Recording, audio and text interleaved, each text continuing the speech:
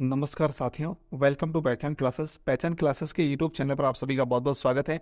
देखिए मित्रों, आज हो गई है 15 मई और 15 मई से संबंधित राजस्थान करंट अफेयर से संबंधित जो भी इंपॉर्टेंट क्वेश्चन रहेंगे वो सारे के सारे हम इस वीडियो में डिस्कस करने वाले हैं। तो पूरा वीडियो जो है आप लास्ट तक जरूर देखना, और अब तक आपने अगर हमारे चैनल को सब्सक्राइब नहीं किया है तो जल्दी से सब्सक्राइब भी जरूर कर लीजिएगा। ठीक है, तो चलिए एक बार जो है फटाफट इस सेशन को शेयर कर लीजिएगा सभी मित्रों को।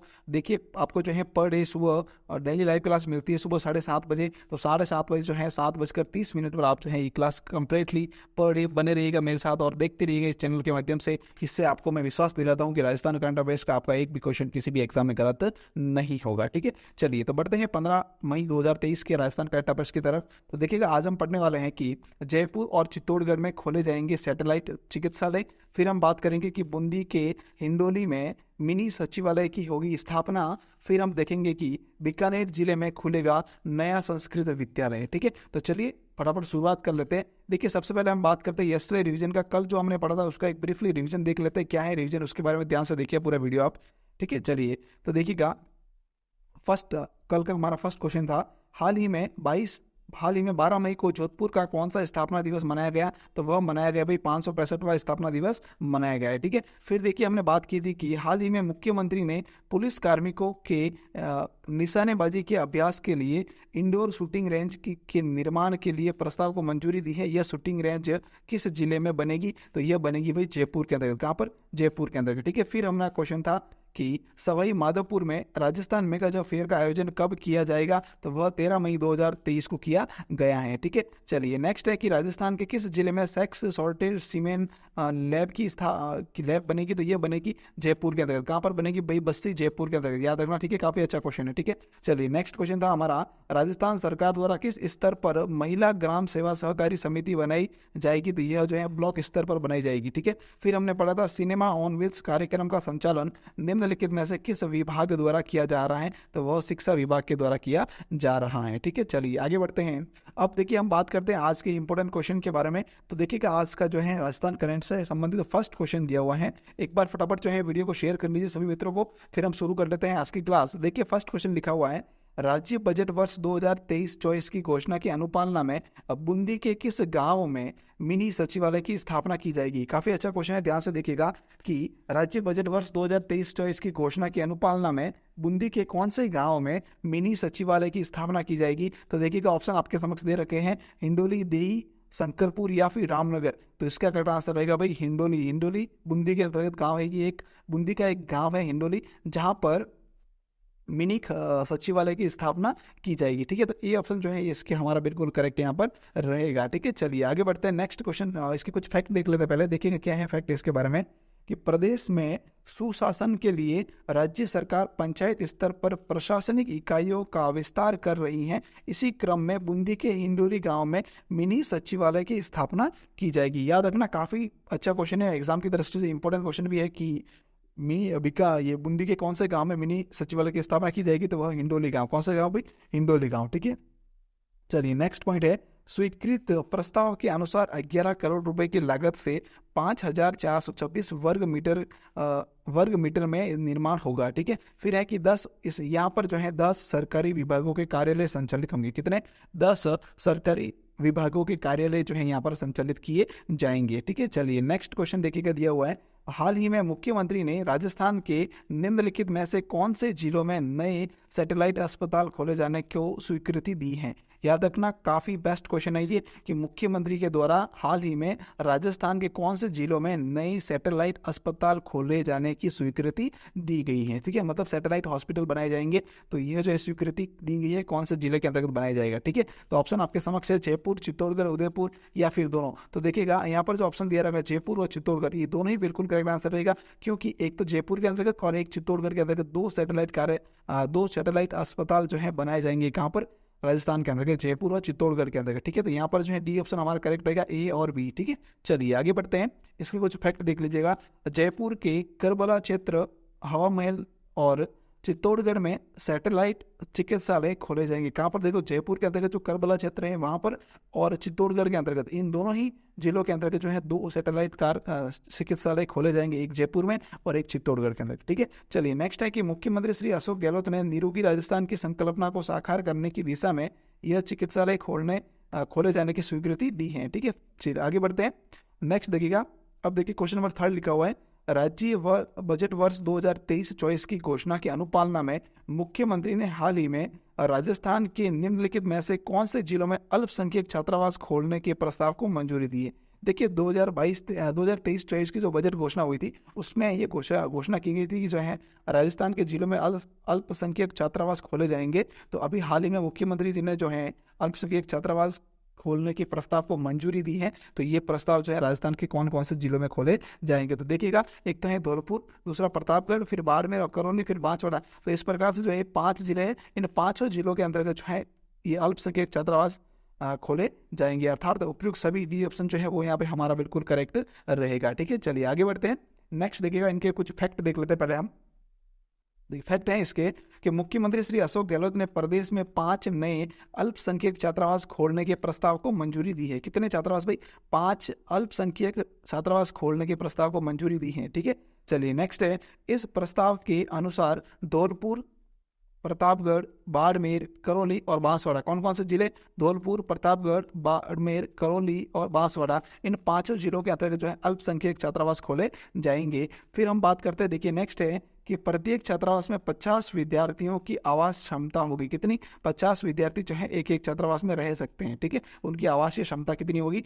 तो वो 50 विद्यार्थियों की होगी। ठीक है, चलिए आगे बढ़ते हैं। नेक्स्ट देखिए क्वेश्चन नंबर 4 है, राजस्थान के किस जिले में नया संस्कृत विद्यालय खुलेगा? ये काफी अच्छा क्वेश्चन है, याद रखना इसे आप। ठीक है, एग्जाम की दृष्टि से इंपॉर्टेंट बनता है कि राजस्थान के किस जिले में नया संस्कृत विद्यालय खोला जाएगा? तो वो खोला जाएगा भाई बीकानेर के अंदर। कहाँ पर? बीकानेर के अंतर्गत, यानी कि सी ऑप्शन यहाँ पर हमारा इसका बिल्कुल करेक्ट रहेगा। ठीक है, चलिए बढ़ते हैं आगे, देखते हैं इसके कुछ फैक्ट कि बीकानेर जिले में नया संस्कृत विद्यालय खुलेगा।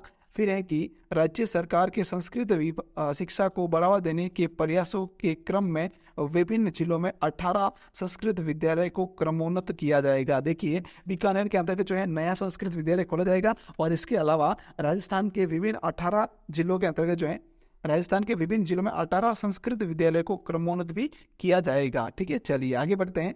नेक्स्ट देखिए क्वेश्चन नंबर 5 है कि राज हेल्थ पोर्टल का लोकार्पण किसके द्वारा किया गया? काफी अच्छा क्वेश्चन है, याद रखना ये।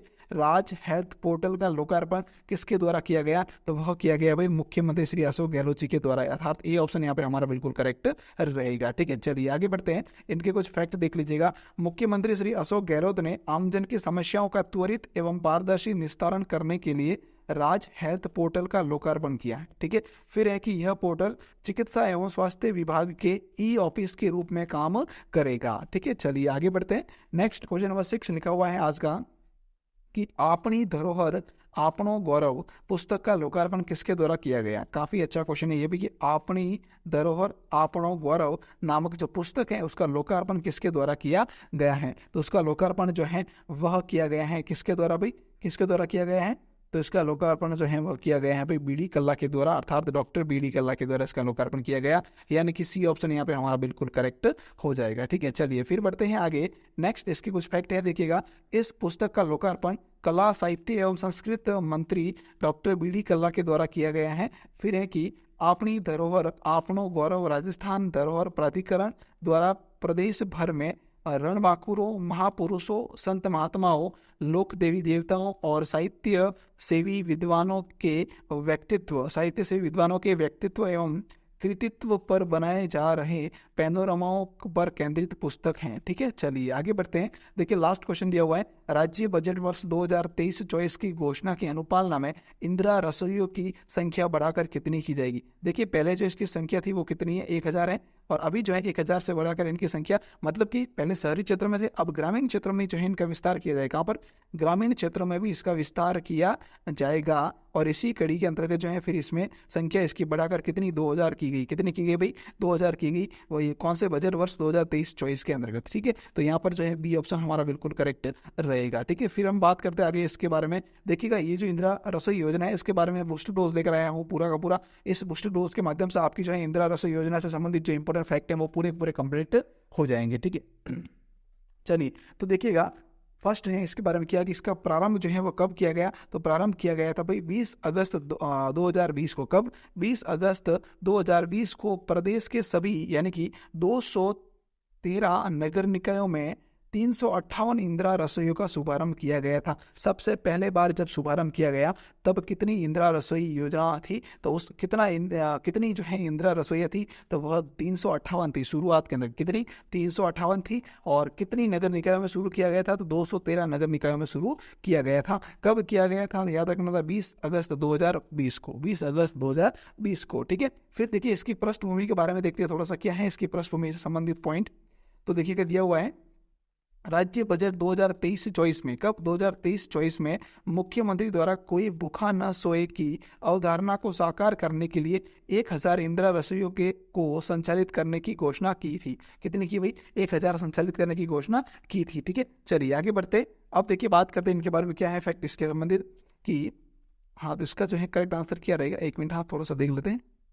संख्या बढ़ाकर 2000 की जाएगी, चलो ठीक है कोई बात नहीं, बिल्कुल करके बताया था हमने।